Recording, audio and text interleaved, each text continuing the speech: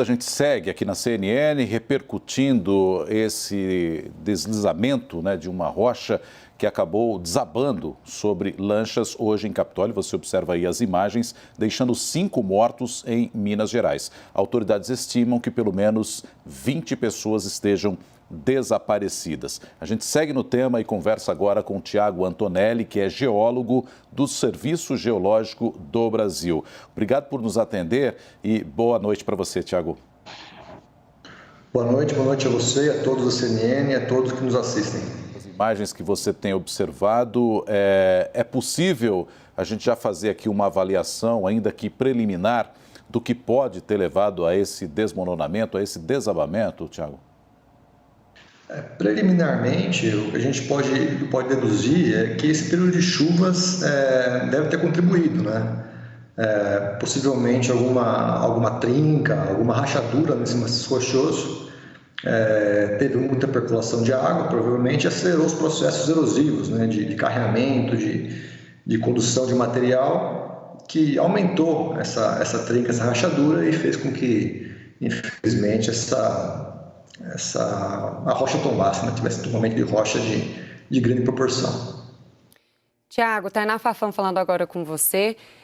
Existia algo que poderia ter sido feito, algum alerta que poderia ter sido emitido, alguma avaliação que poderia ter sido feita previamente para poder alertar sobre essa rocha que acabou desmoronando lá em Capitólio, acabou causando essa catástrofe lá na região? Então, Tainá, sempre pode, né? Sempre pode ser feita alguma coisa antes. Nós temos aqui no Brasil e no mundo, né? Infelizmente, a cultura de aprender depois que o desastre acontece, né? Foi assim em 2011 no Rio de Janeiro, foi assim depois do rompimento das barragens de Mariana e Brumadinho, né? Até então, pouca gente, acho que falava sobre isso, sobre barragem de rejeito, enfim. E, assim, esse tipo de estudo, o estudo que faria a prevenção de um evento como esse, ele é feito hoje no Brasil e no mundo, mas ele é focado em áreas ocupadas, áreas que tenham grandes obras de engenharia, enfim, barragens hidrelétricas, áreas com mineração, essas zonas com obras de engenharia, é feito todo estudo geológico geotécnico maciço, né? Então, essas falhas são mapeadas, mas para áreas turísticas, nós não tínhamos até hoje, né, esse estudo sendo feito em larga escala no Brasil. É necessário, tinha de ser feito, mas como eu falei, infelizmente aqui no mundo, né, uma coisa cultural, nós esperamos acontecer um evento desse para depois ver a necessidade de ter esse tipo de estudo em áreas como essa do Capitólio, que é uma área turística. Tiago, quais seriam as mudanças que seriam necessárias, portanto, depois deste acidente que deixa já 5 mortos? Isso aí deixa um alerta, né, para todos nós, para que essas áreas turísticas, áreas com paredões rochosos como esse do cânion do Capitólio, sejam estudadas por geólogos, engenheiros especialistas, né, e essas fraturas, as trincas, sejam mapeadas. Aí, no caso específico de Capitólio, teria no meu ponto de vista, ter interdição de toda essa área até todas essas trincas, essas fraturas, esses paredões serem devidamente estudados, né, e mapeados. Ô, Tiago, e um estudo como esse, um mapeamento de uma área como essa, ela é muito demorada, leva-se muito tempo, você teria que observar rocha por rocha, paredão por paredão. Como é que funciona um trabalho de geologia para essa verificação, para saber se isso oferece ou não um risco para o turista que se aventura por lá? Isso é um trabalho, na verdade, contínuo, né? Ele não tem um começo e um fim. A dinâmica dessas fraturas, dessas trincas, ela é diária. Então, se eu tenho um grande volume de chuvas, como está acontecendo agora no começo do verão, fim da primavera, essas trincas se dilatam com mais velocidade, né? Se eu tenho um período de seca, com menos, mas a dinâmica nunca deixa de acontecer. Então, é um trabalho perene, que não tem um início e um fim, né? Tem que ser constantemente analisado e estudado. Monitoramento mesmo. O Yuri Pita, nosso analista, Perfeito. também tem perguntas para você, Tiago. Yuri. Boa noite, Thiago. Queria te perguntar se existe algum lugar que é referência nesse tipo de monitoramento, principalmente em atividades que envolvem lazer e turismo. Tem, seja aqui no Brasil ou seja fora do Brasil, alguma referência, algum bom exemplo, para a gente não ficar só no que poderia ter sido feito? Quem já faz um monitoramento adequado desse tipo de configuração geológica, que consegue aproveitar bem, fazer um bom uso dessas belezas naturais sem um risco tão grande quanto o que aconteceu hoje em Minas? Sim, no Brasil eu confesso que desconheço um bom exemplo para esse tipo de monitoramento, enfim, esse tipo de estudo.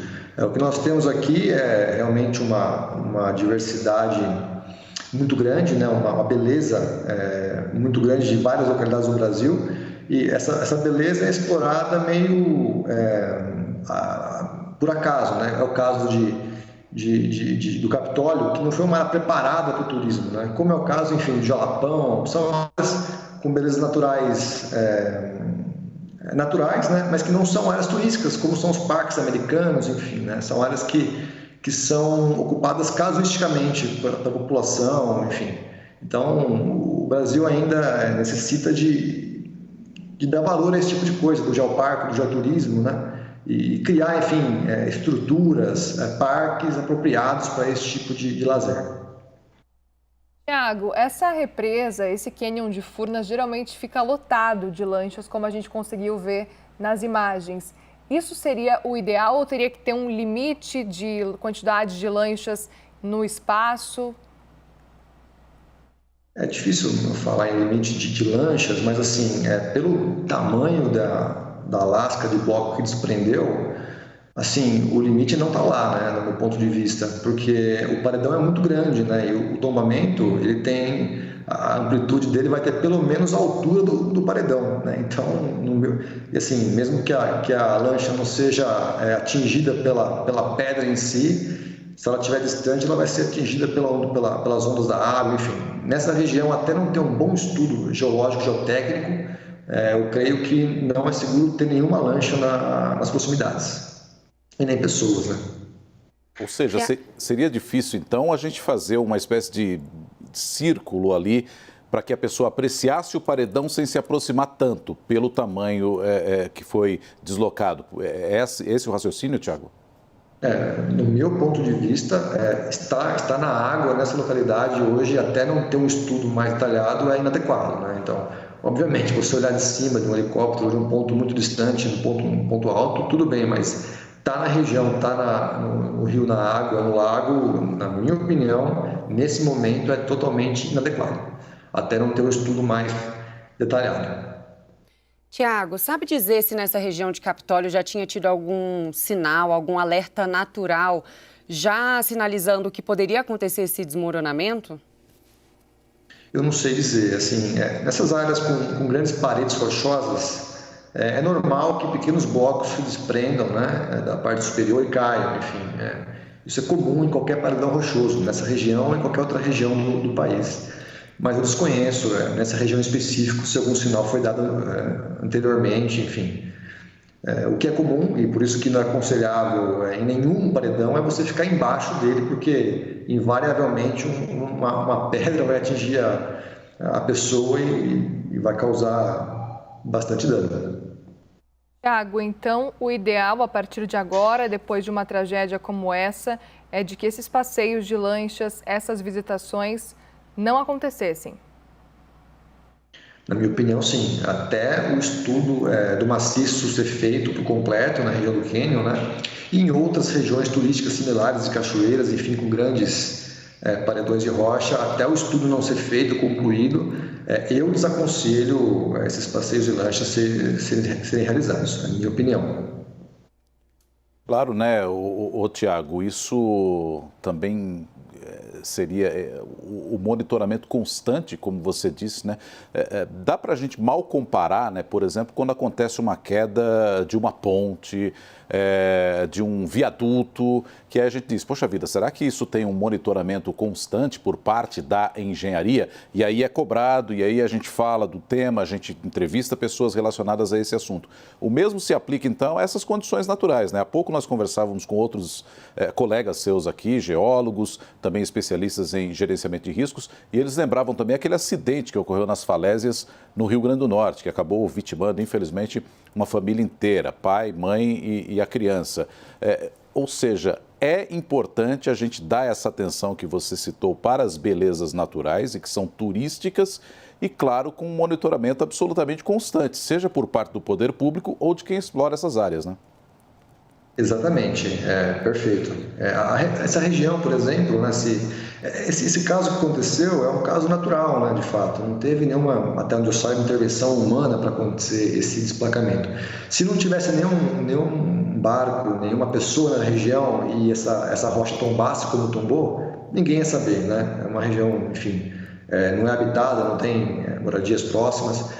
Ela ficou evidente porque, infelizmente, tinham pessoas navegando, embarcações, enfim, pessoas próximas. Mas, nesse caso específico, como eu disse, não teve uma ação humana até onde eu sei, né, que gerou esse tombamento. Então, nesses casos, monitorar, né, e nós todos aprendemos com isso, que essas áreas turísticas, com pessoas próximas a esse tipo de feição geológica, tem que ser monitoradas, tem que ser estudadas, né? Enfim, não só no Capitólio, mas em todo o Brasil. Uri? Oi, Tiago, você falou desse trabalho de monitoramento que é necessário fazer agora para se verificar a condição do solo depois desse desmoronamento. Quanto tempo, é possível estimar quanto tempo leva para se fazer um trabalho desse e como que ele é feito? Quer dizer, justamente para ser feito com segurança, para que não se coloque em risco os geólogos que venham a fazer esse tipo de monitoramento. Como é que ele é feito? É feito a partir de observação apenas? É possível chegar próximo a esse maciço que acabou tendo uma parte dele desmoronada? Como é que vocês fazem esse tipo de trabalho?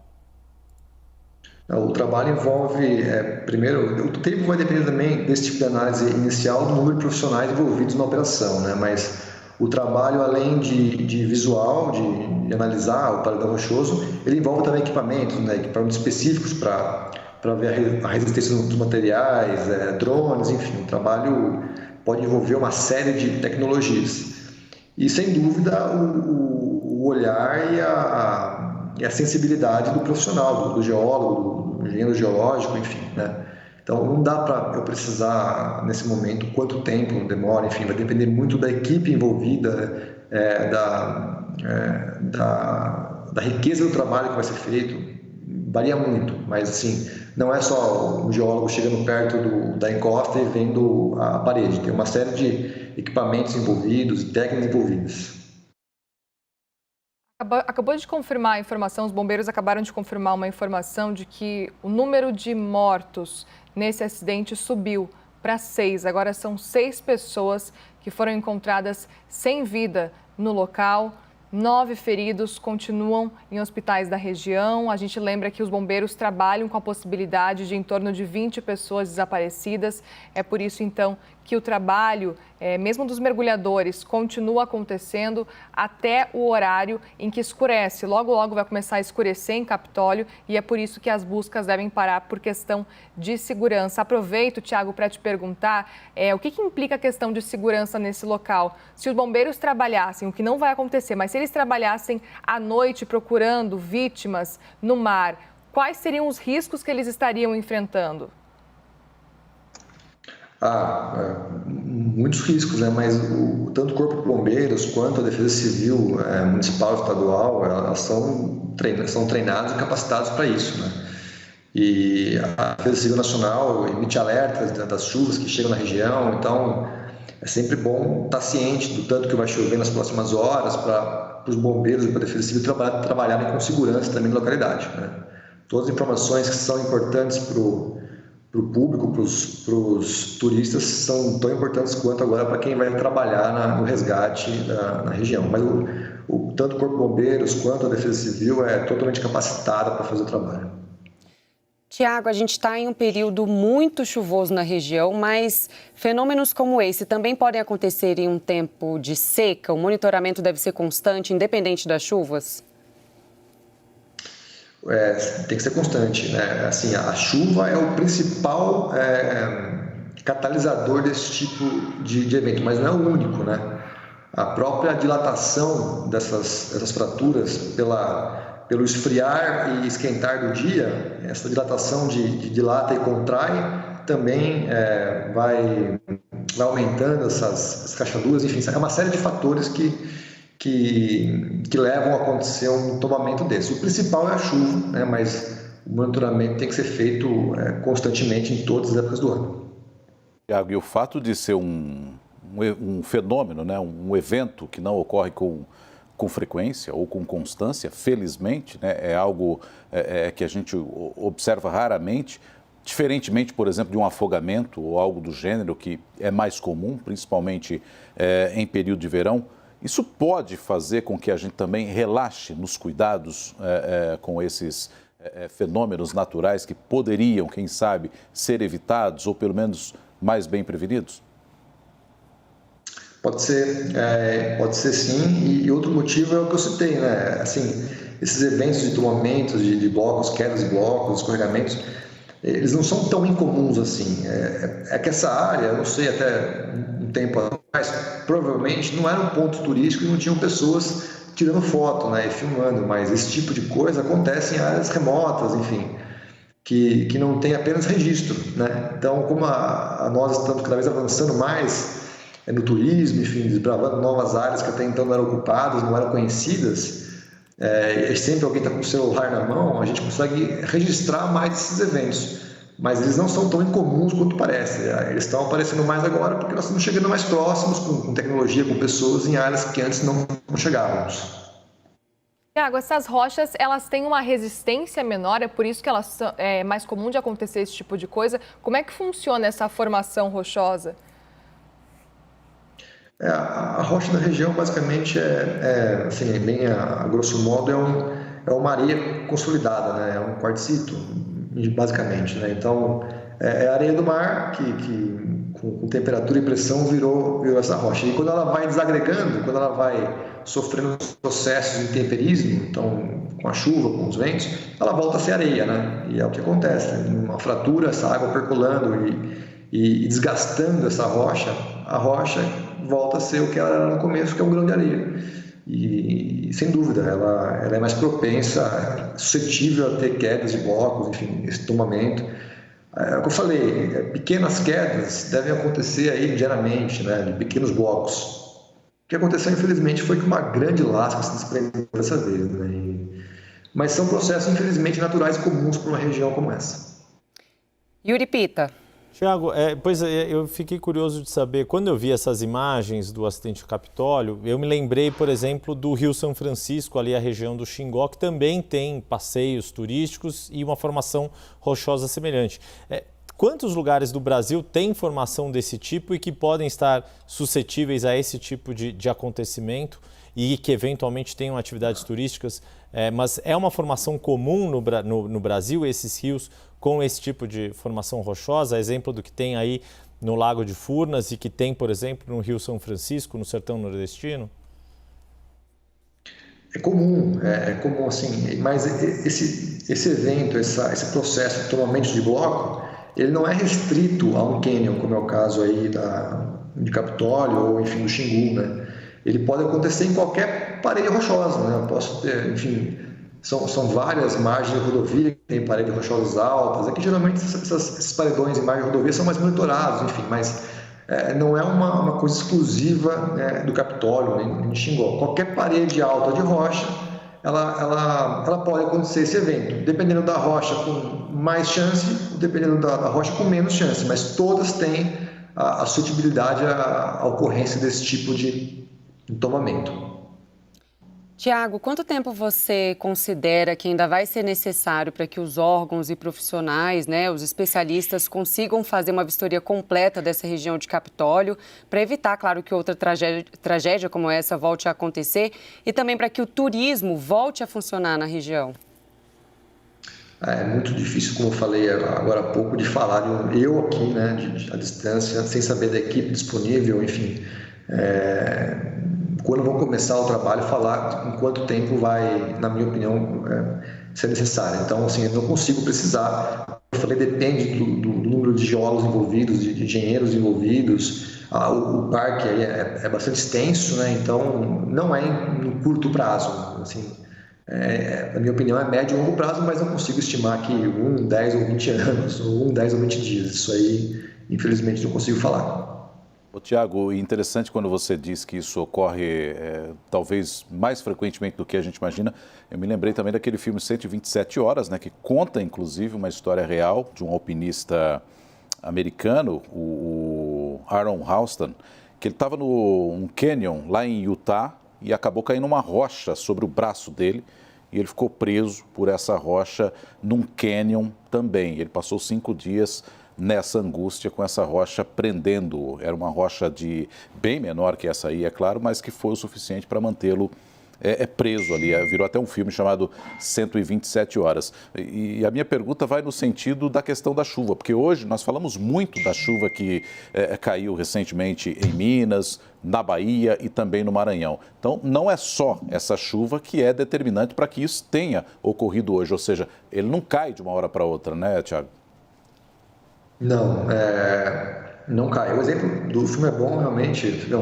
Um bloco daquele deve rolar milhares deles por dia, a gente nem sabe. A gente soube por causa do filme que alguém ficou, infelizmente, preso no bloco de rocha.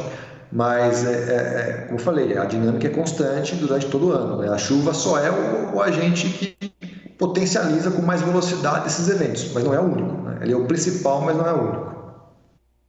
Tiago, eu fiquei curiosa para entender quais são as características do Lago de Furnas, que tem esse tom esverdeado e que acaba também banhando um pouco os cânions.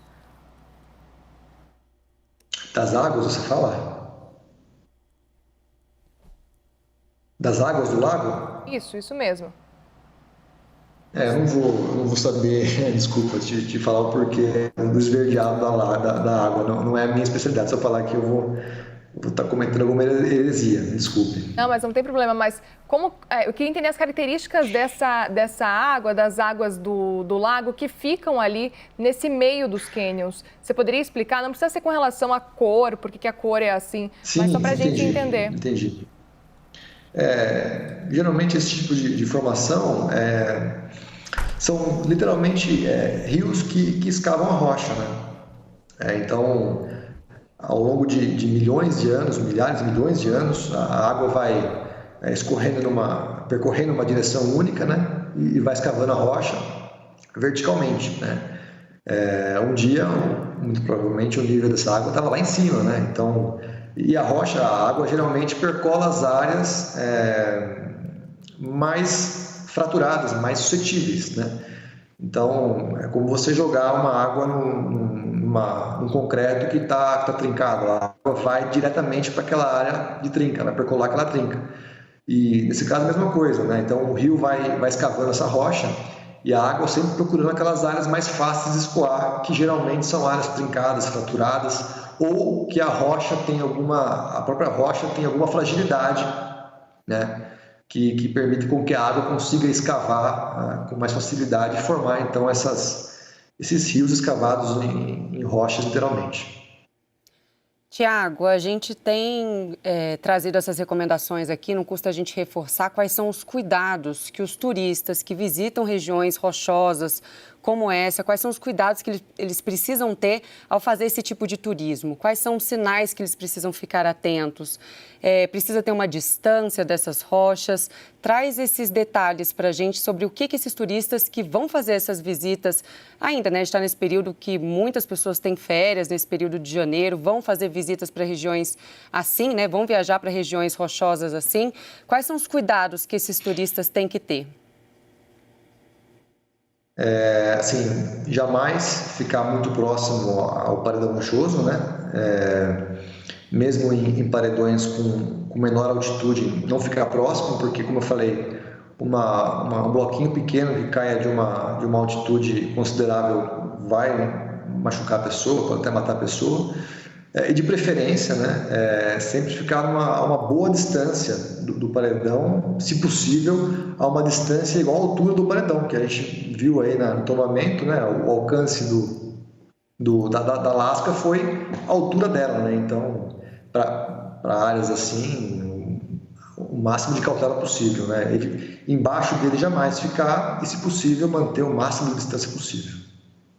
Tiago, e a geologia brasileira, diante desse cenário todo que nós estamos acompanhando, e citamos aqui vários exemplos, e você também trouxe aí informações sobre outros pontos que podem ocorrer e a gente não está com o celular filmando, não tem ninguém acompanhando, não tem um turista por perto. Nossa geologia estaria apta a fazer esse tipo de acompanhamento tranquilamente num território como o Brasil hoje, Tiago?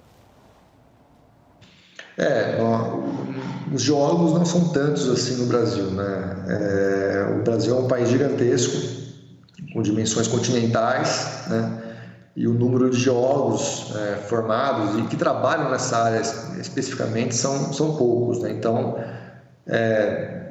seria capaz, mas demoraria muito tempo, né? O ideal seria que tivéssemos mais profissionais atuando na área para fazer esses estudos com mais agilidade, né? Tiago, a tendência é de que daqui a alguns anos a gente deixe de ver cenas como essa, como por exemplo, imagens que a gente costumava ver sempre em Capitólio, dessas paredes rochosas, a tendência é de que elas comecem a ruir com a erosão e que elas desapareçam? Não, desapareçam não. A tendência natural delas como eu falei, pequenos blocos irem caindo, lascas porventura tombarem como essa, mas na nossa escala de tempo aqui, né, a gente não vai deixar de ver esses paredões, não sei, ao longo de milhões de anos pode ser que a coisa mude, mas no que nós vamos viver, a gente vai continuar vendo esses paredões. Eles vão, obviamente, se afastando relativamente, mas nada que em 50, 100 anos vai ter muita diferença. Como eu falei, essas pequenas quedas de blocos são naturais e são constantes, não só aí em qualquer paredão rochoso.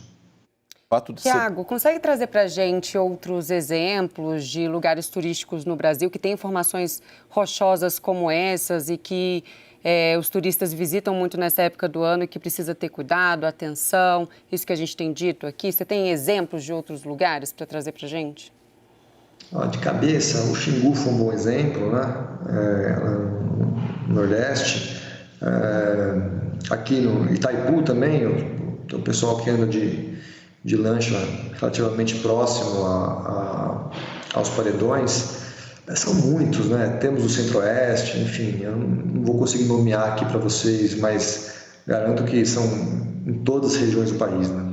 Os mais famosos, acho que são esses que eu falei, mas tem muitos outros aí. Onde tem turismo desse tipo, né? Tem perigo, tem cachoeira, então tem no Mato Grosso, tem no Mato Grosso do Sul, sempre vai ter esse risco, né? Tiago, e o fato da gente ter esse deslocamento tão grande, né? Essa rocha enorme tendo ocorrido, não quer dizer que as demais possam desmoronar imediatamente, né? Não, perfeito. Pode ser que a próxima aconteça daqui a 200 anos, a gente não sabe. Mas o monitoramento é importante. Se você monitora, você consegue ver qual a velocidade que aquela trinca, aquela fratura está se abrindo, está aumentando.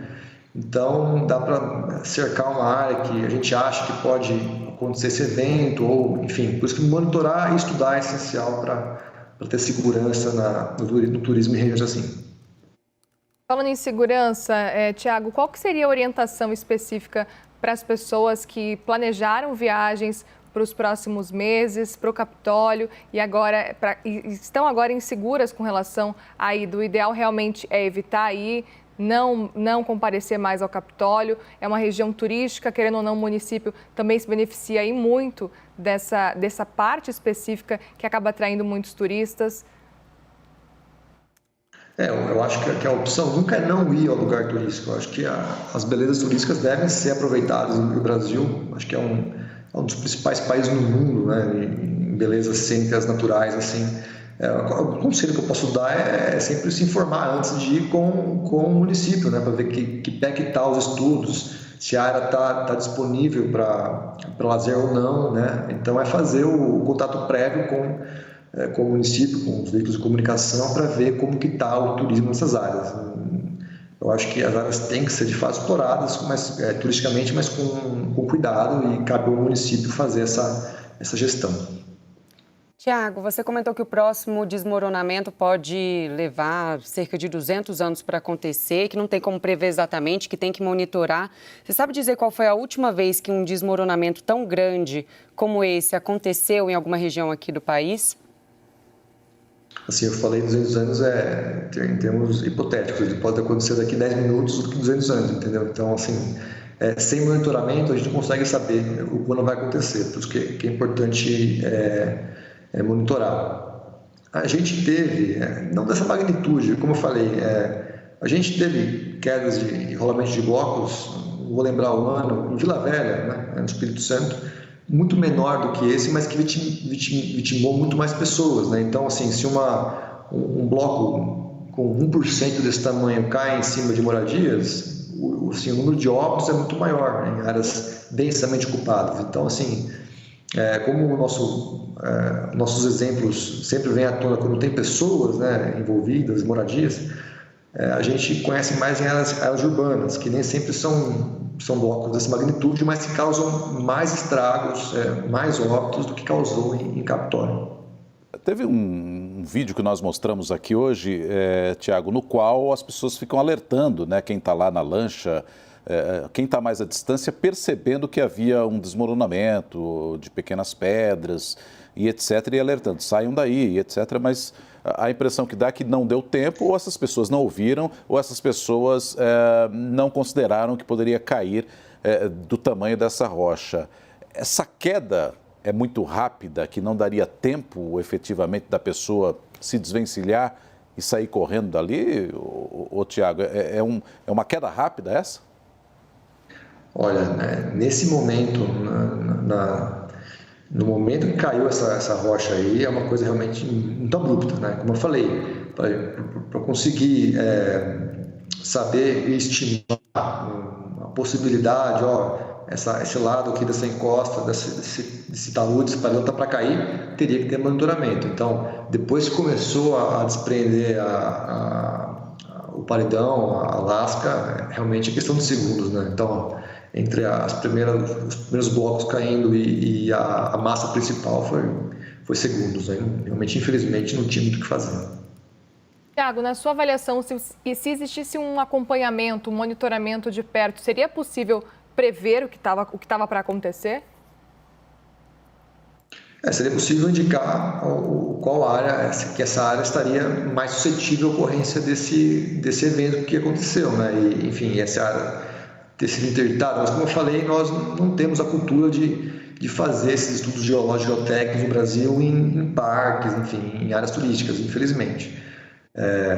Cravar assim quando, o dia, a hora que vai acontecer é muito difícil, mas saber se aquela área é mais ou menos suscetível, se tem mais ou menos chance de acontecer para conseguir fazer isolamento, sim, isso é possível de ser feito.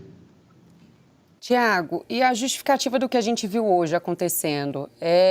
A gente pode justificar que foi, de fato, por causa das fortes chuvas, ou a gente tem outros fenômenos que influenciam nisso também ao longo do tempo, não necessariamente apenas as chuvas? Assim, como eu falei, são vários fenômenos envolvidos, né? Várias variantes que estão por trás totalmente do bloco, mas na minha opinião, aqui a distância, a minha opinião é que a chuva foi fator preponderante, né? Para esse evento. A gente está tendo aí acumulados bastante grandes no Sudeste, enfim, em várias regiões do país. Então, na minha opinião, o principal fator foi a chuva. Tiago Antonelli, geólogo do Serviço Geológico do Brasil, muito obrigado, pela entrevista aqui à CNN, bem esclarecedora. Uma boa noite para você. Boa noite a todos e obrigado pelo convite. Obrigada.